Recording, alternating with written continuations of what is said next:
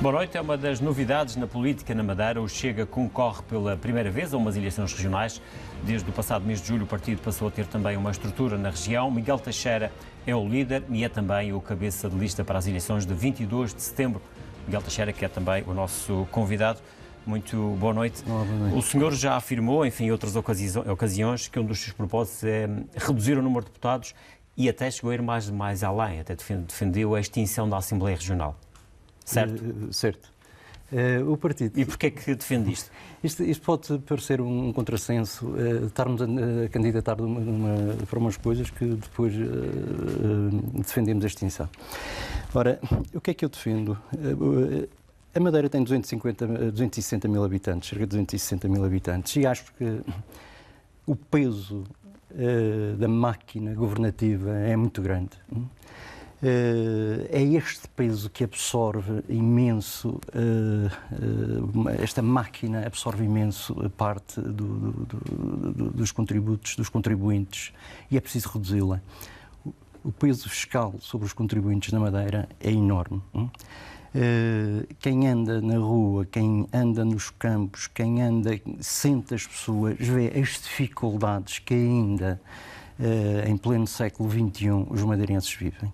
E é preciso reduzir esse peso. E é preciso transformar a Madeira de uma ponta à outra. E essa transformação passa, no nosso entender, por diminuir. A posição do partido é reduzir para cerca de 22 deputados. A minha pessoal era de extinção. Mas extinção quase quer acabar com a autonomia? Não. É uma melhor autonomia. A diferença é essa. Mas como é que se conseguiria ter governo próprio, não sei se era essa a solução que defende, sem ter um Parlamento?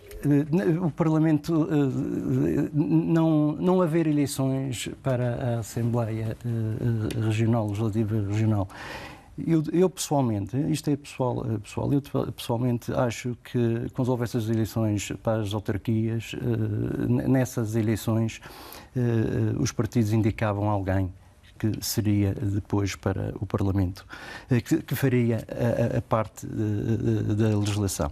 O Parlamento, tal qual ele está, com 40 e tal deputados, eu acho que tem sido uma palhaçada o que tem acontecido. Não sei se tem, qual é o proveito... Mas acha que reduzindo o número de deputados aumentaria a qualidade dos deputados?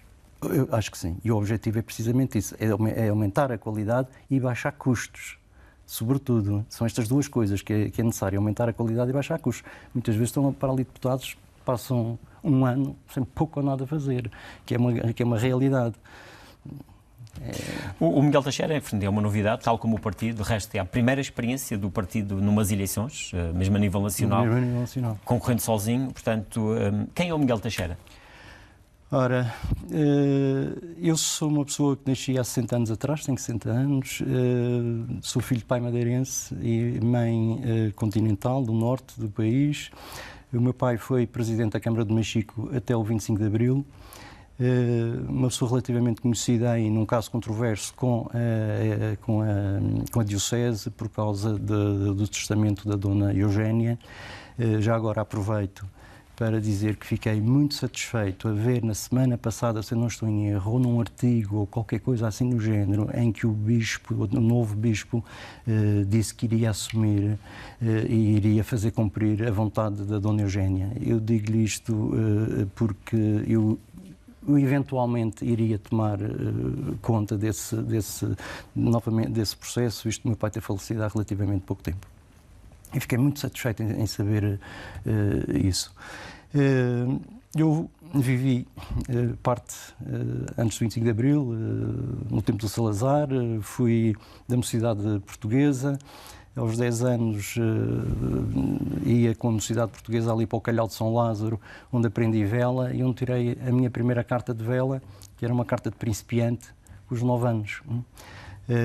E depois ofereci-me aos 16 anos para voluntário para o Exército, para defender as províncias ultramarinas. Era essa a educação que nós tínhamos. E, portanto, depois em termos profissionais, o seu percurso transformou-se em empresário, não é? Que é o que é neste momento? Sim, neste momento estou quase reformado. Mas o meu percurso foi interessante. Eu comecei a trabalhar muito cedo por acidente. Eu conhecia bem as montanhas, muito cedo ia com uma família que vivia aqui na Madeira, ou que ainda vive cá na Madeira, de origem polaca, ia para as Serras da Madeira, passeava nas levadas, etc., com 8, 9, 10 anos, por aí fora, e um dia, parece uma agência de viagens, perguntaram por um guia de montanha, um casal perguntou por um guia de montanha se havia, aqui na Madeira não há guias de montanha, e alguém que ouviu esta conversa disse, eu conheço um miúdo que conhece bem a montanha, e eu com 14 anos ganhei o meu primeiro dinheiro como guia de montanha. Fiz essa experiência. Do ponto de vista político, ideologicamente falando, em que posição é que se coloca? Porque há quem diga que o Chega é um partido de extrema-direita. Não é de extrema-direita. Nós somos um partido que tem ideologias judaico-cristãs, conseguinte, isso não permite ser de extrema-direita, nem racista, nem xenófobo. Não é um partido fundamentalista? Não, de todo. Senão não estava no partido. Acho que é um partido de direita e vou mantê-lo como direita. E tem uma das minhas missões por ter assumido também a direção do Chega é desmistificar um bocado que a direita não é aquele bicho-papão que se começou a incutir após o 25 de Abril. Até é compreensível um bocado, há sempre aquela reação. Mas a direita tem princípios fantásticos e é esses princípios que eu quero incutir, quer na política, quer no dia-a-dia das pessoas. E neste partido quero incutir... O partido, portanto, nas europeias, em coligação, até teve um desempenho, enfim, relativamente... que alguns classificam de razoável aqui na Madeira. Fomos para o meio da tabela. Exatamente. Primeira eleição. Qual é o propósito nestas eleições regionais? Imagino que seja chegar ao Parlamento, mas pergunto-lhe quantos deputados pensa eleger? Eu pensava em eleger os 47, isso era a ambição, que eu acho que todos... Mas eu gostava de ter um... 47 seria para ter uma maioria absoluta. Para ter uma maioria absoluta e no dia seguinte mandar metade embora. Eu sei que isto é preciso um ano para mandá-los embora, mas digamos, em imagem, e ficarmos reduzidos a 22, com um dossiê de trabalho bastante intenso. Se elegermos um grupo parlamentar, eu acho que era bom. Acho que temos essa possibilidade de eleger um bom grupo. Nós vamos fazer uma campanha diferente, um bocadinho mais difícil de chegar às pessoas, porque não vamos usar cartazes. Acho que os cartazes é uma palhaçada, que o que existe aí no Funchal, o que existe ali na Ponta Basal do Povo o ano inteiro, não é de uma cidade virada para o turismo. Isto tem que acabar.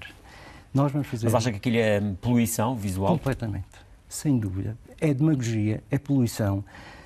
E não é próprio de uma terra virada para o turismo. Mas o partido não vai entrar nisso porque não tem possibilidades ou porque, de facto, é uma questão mesmo de princípio? É uma questão de princípio.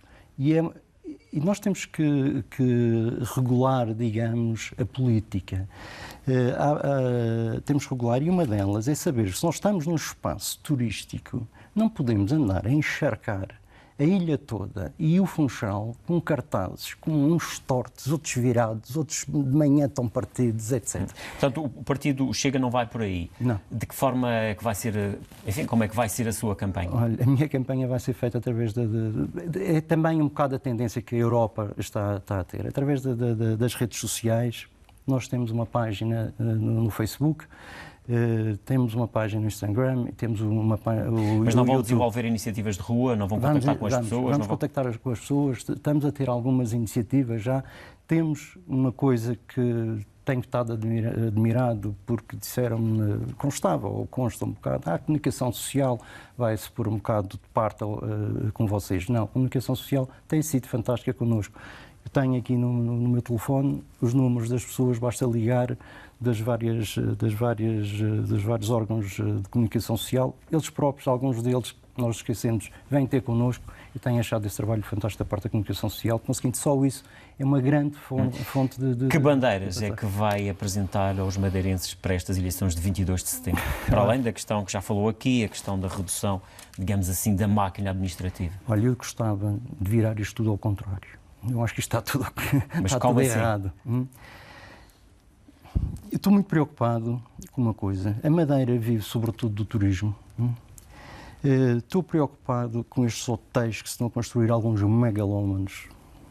É uma outra questão. E como é que no futuro, numa crise, como é que a Madeira vai sobreviver? E a Madeira tem que ir buscar outros caminhos que é par do turismo enquanto ele existir. Acha que a Madeira tem uma dependência demasiado grande do turismo? Demasiado grande, e só se está a focar essa área. E eu gostava, e só para lhe ver quanto eu gostava que isto desse uma volta ao contrário, eu gostava que a nível de educação nós tivéssemos uma coisa muito semelhante à Suíça. Que é? Que é a formação desde a escola até às universidades. O aluno que entra numa escola, ele é logo encaminhado, há uma sensibilidade para que tipo de aluno está preparado, e não obrigá-lo a ir para uma universidade, mas poder ser, por exemplo, um mecânico, um excelente mecânico. Mas isso aí tem a ver com o próprio sistema de educação. Acha que a Madeira, e a regionalização que existe também nesta área da educação e da saúde também, mas está a falar da educação, que a Madeira, esta regionalização que existe, a região tem capacidade para desenvolver isso que está a propor? Eu penso que sim, porque eu tenho falado com algumas pessoas que têm experiência na metodologia da Suíça, e é completamente aplicável na Madeira. E eu, quando digo que gostava de que a educação fosse um bocado na Madeira, a educação que existe na Suíça, eu iria buscar mais modelos à Suíça. Eu acho que a Madeira poderia ser um bocadinho a Suíça da Europa, do Atlântico, desculpa, a Suíça do Atlântico. Quer com uma fiscalidade própria, quer a nível desta da educação, porque antigamente havia muita gente que mandava os filhos estudar para a Suíça, porque era uma forma Sim, era um sistema exemplar, não é? Considerado exemplar. E ter aqui na Madeira também. Isso pode atrair pessoas de outros países em que ficam cá a estudar e com todos os serviços que prestam, quer a nível universitário, quer a nível... E não só. E acha que a autonomia que a Madeira tem neste momento permite-lhe tomar medidas nesse sentido? Eu penso que sim, porque é que não? Relativamente a outras áreas, muito se tem falado, por exemplo, na área da saúde. O problema que existe na região, que não é exclusivo da região, mas aqui, muito concretamente, a questão das listas de espera, a falta de profissionais médicos em determinadas áreas. Como é que o partido que o senhor lidera olha para isto e que soluções é que tem? Olha, eu sou cabeça de lista para as regionais. O número 2 é uma pessoa extremamente capacitada para a área da saúde. Ela é uma investigadora que está neste preciso momento com um grupo de elementos do partido a fazer o nosso programa para a área da saúde. Eu tenho toda a confiança neste elemento, que é a Maria Ferreira. Sexta-feira vai fazer a apresentação do nosso programa sobre a saúde na Madeira, e eu tenho a maior confiança nela. Como este é um partido que dentro de todos os membros, nenhum deles é político, ou vem da área política, nós estamos a nos defender de não receber políticos. Às vezes olhamos para um ou outro, fazemos um convite ou não, mas ainda está cedo nesta primeira fase. Mas tem uma aversão aos políticos, é isso? Eu acho que os políticos ganharam vícios, isso é que é mau, e ganharam maus vícios. Se fossem bons vícios era uma coisa, mas ganharam maus vícios. A Madeira está cheia de maus políticos. Mas a política também faz-se com políticos, inevitavelmente. O senhor neste momento é político, portanto, quer não. Sim, mas quero fazer um partido limpo. Eu vou lhe dizer, eu vim para a política e vou fazer uma coisa diferente de todos os outros. Eu não quero receber um tostão, quer do partido, quer de algum cargo que eu venha a exercer. Mas se for deputado não vai aceitar o salário? Aceito o salário e vou distribuí-lo a quem eu entender, ou alguma instituição, e vou demonstrar todos os meses onde é que ela vai. Isso será uma regra extensiva a todos os elementos do partido? Não, é só minha. Mas isso evita de, eventualmente, alguém de dizer este foi para a política... Mas isso não pode gerar um bocadinho alguma demagogia, porque as pessoas... Ser deputado é uma atividade que pode ser considerada nobre, não é? Desde que seja bem desempenhada e que deve ser remunerada, e as pessoas devem receber por isso. Sim, vou recebê-la e vou distribuí-la. Porque não precisa do salário para, não precisa do salário, para viver, não quero usá-lo, não quero usar o dinheiro da política. Eu acho que ele tem que ser distribuído pela população. E é esse um dos dramas. Eu acho que os políticos estão com ordenados brutais, toda a máquina política consome imenso dinheiro, e o povo vai espremendo, vai descendo rocha acima e rocha abaixo para ver se tira umas batatas ou umas semilhas, para depois chegar ao fim do mês pagar o imposto de um IMI, por exemplo, que é das coisas mais incríveis que existe, que é um imposto que nós queremos acabar com. Regressando à questão da saúde, portanto, nesta altura, prefere que essas ideias sejam apresentadas pela sua colega, ou já quer deixar aqui alguma ideia? Eu sei de alguns temas que eles estão a tratar. É uma questão que vos preocupa muito, o atual estado de saúde? Completamente. Eu sei de alguns temas, não é que... E acha que a região neste momento está a fazer tudo o que deveria fazer para que o problema não tivesse a dimensão que tem? Ou não? Olha, da última reunião que eu assisti, eu vi algumas soluções que eles estão a apontar, e estão a discutir neste momento. Eu estou aqui consigo, e eles neste momento estão reunidos. Eu sei que estão a tarde toda para discutir isto, e na sexta-feira já está combinado fazermos a apresentação de um... Relativamente a outras áreas, por exemplo, a questão dos transportes. Uma ilha como a nossa, uma região aqui no meio do Atlântico, tem esse problema. A questão da mobilidade também é muito falada, transporte aéreo, transporte marítimo. Qual é a posição do partido sobre isto? A nossa posição é liberalizar. Eu tenho feito liberalizar por completo os transportes, quer marítimos, quer aéreos. Mas neste momento os transportes são liberalizados, tanto o aéreo como o marítimo. Abrir à concorrência. Eu tenho falado pessoalmente com algumas companhias... Considera que eventualmente eles estarão monopolizados nesta altura? Acho que sim. E acho que há uma grande jogada em relação à TAP com este subsídio de mobilidade. Isto é inadmissível que as passagens estejam todos os dias a 400, 500 euros para ir a Lisboa, para a semana. E o que é que um governo regional pode fazer nesta matéria? Olha, pode fazer uma data de coisas. Eu neste momento tenho andado em contactos com companhias aéreas, com diretores de companhias aéreas. Um deles foi a semana passada, porque há 3 anos atrás eu estava reunido com ele em Lisboa, por força do negócio que tinha, e vimos a notícia, estávamos reunidos e vimos a notícia que o Governo ia dar 3 milhões de euros para o Armas, para o ferry. E ele virou-se para mim e ele era assim, 3 milhões de euros. Eu, se tivesse 3 milhões de euros, pega na calculadora, põe um avião para trás e para a frente. Durante os 3 meses, 50 euros ida e volta por passageiro. Eu há tempos telefonei-lhe. Você consegue-me confirmar isso? Ele depois explicou-me um pouco melhor este... Mas isso seria uma solução que excluiria... conforme me está a dizer, o transporte férreo. O senhor acha que o ferry não é necessário? Não, acho absolutamente necessário. E o ferry é um meio de transporte para carga e mercadoria e passageiros, não é só para passageiros, como querem fazer entender que ele só como passageiros não é rentável. Até sou capaz de acreditar. Acho que estes ferries que têm vindo para o Funchal no verão são o ideal, que levam 1000 pessoas, mas não são ferries para o inverno. Eles têm que ser reduzidos, têm que ser ferries 400, 500 pessoas, não é preciso mais. Então, disso estarmos a E o senhor defende nisso. também que a Madeira deve ter um transporte marítimo todo o ano, um ferry? Completamente. E quem é que deve suportar isso, os custos disso? Neste momento, nós temos a solução que existe, o Governo Regional tem que entrar com 3 milhões de euros e fala-se muito na questão do Estado estar aqui a falhar a sua obrigação de cumprir a continuidade territorial. Se houver alguém que tenha que assumir custos, tem que ser o Estado português. Porque o Estado português é que tem que assegurar a continuidade territorial, quer entre a Madeira, quer os Açores, quer entre os Açores e o continente, quer entre a Madeira e o continente. Isso é uma responsabilidade do Estado português. Mas quando o Estado não cumpre, como eventualmente pode parecer ser o caso, o que é que a região pode fazer? Substitui-se ao Estado, como está a acontecer agora? Eu tenho alguma... O Armas esteve cá durante 3 ou 4 anos, já não me recordo, eu fiz a última viagem dele. E ele teve daqui a uns anos. E que eu saiba, na altura não havia comparticipação absolutamente nenhuma.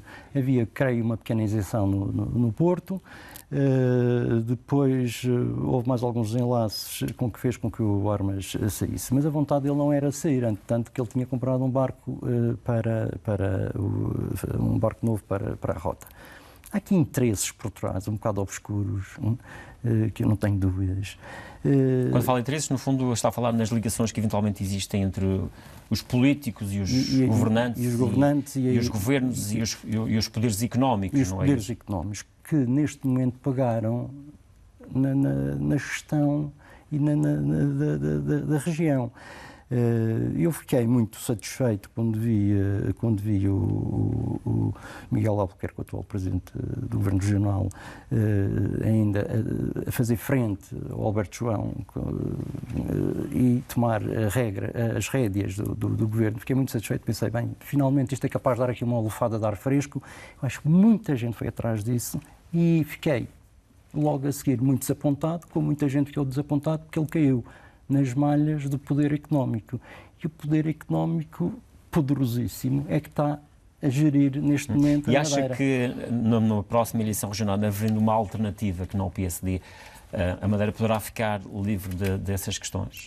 As soluções que estão no horizonte? Depende de quem vier. Eu estou muito apreensivo com o PS, porque o PS, eu conheço várias pessoas dentro do PS, eu acho que o PS foi buscar do pior que tinha dentro do partido para se candidatar às regionais. Pior, a nível de pessoas.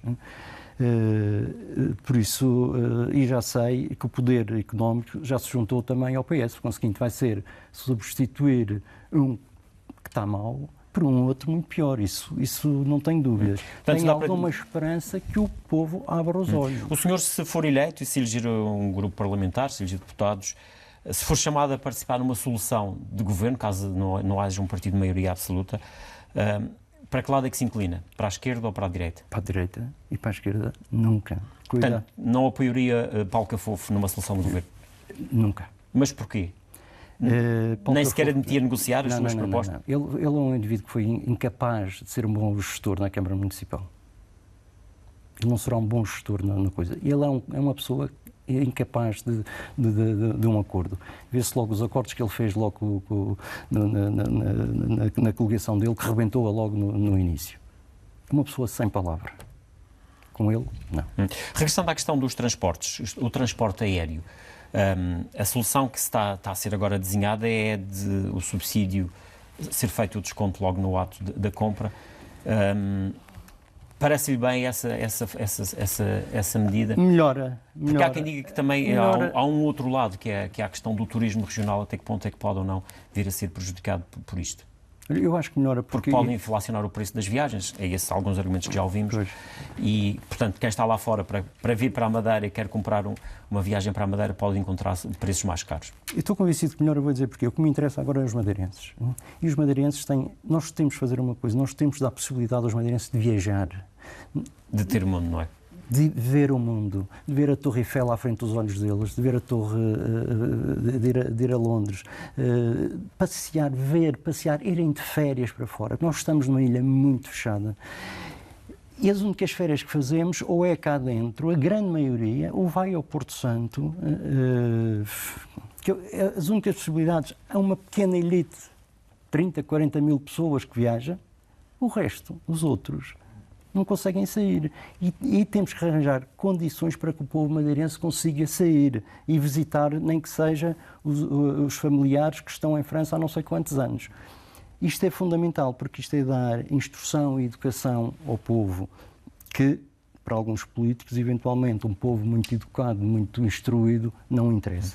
Senhor, que avaliação é que faz, estamos a finalizar a nossa entrevista, que avaliação é que faz da relação que existe nesta altura entre a Madeira e a República?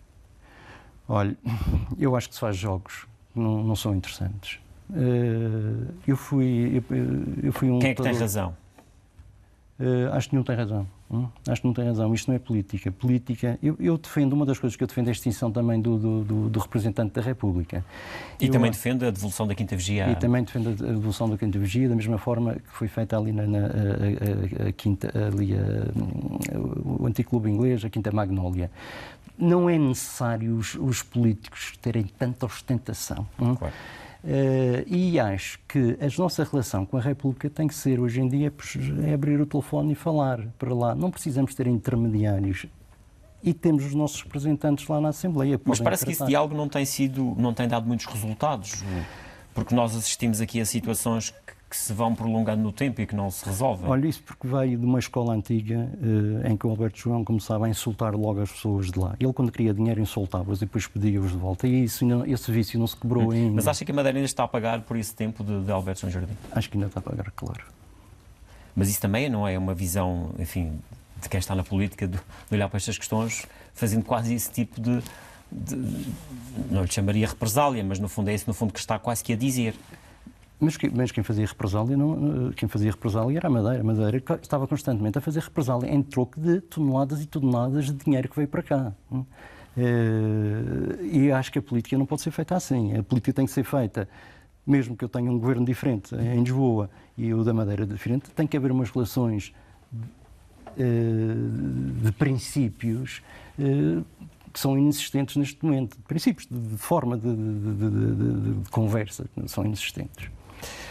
Miguel Teixeira, obrigado pela sua presença aqui na RTP. É o ponto final nesta entrevista. Regressamos amanhã